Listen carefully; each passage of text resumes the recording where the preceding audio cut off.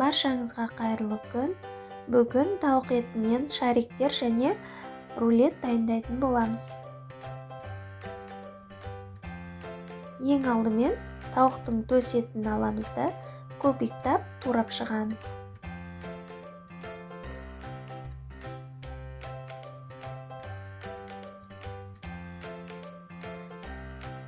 Үлкенде ыдысқа саламыз және де содан соң пиязымызды турап аламыз.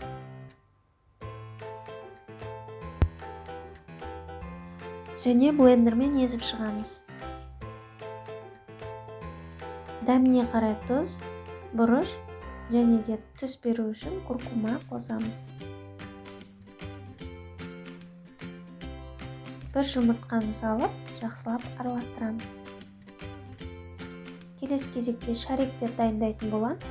Қолымызға жабыспас үшін қолымызды сулап отырамыз. Біздің шариктеріміз дөңгелек әдемі болып шығу үшін осылай пищевая пленкаға орап шығамыз.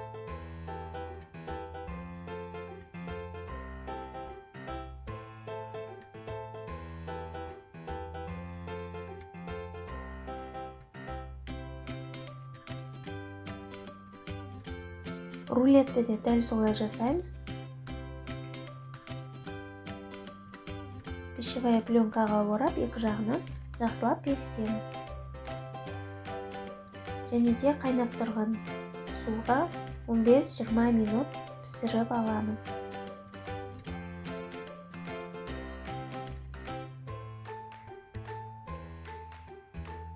Дайын болған шариктерді ең алдымен жұмыртқаға, содан соң панировочный сухариге, яғни кептірілген нанға аунатып, қызып тұрған майда қызарғанша қуырып аламыз.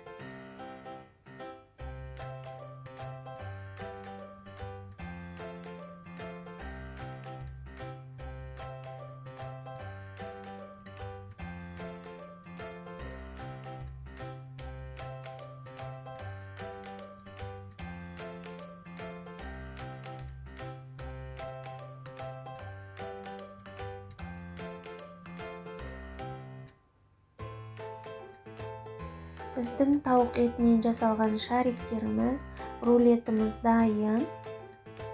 Өте дәмді болып шығады. Үйде міндетті түрде жасап көріңіздер.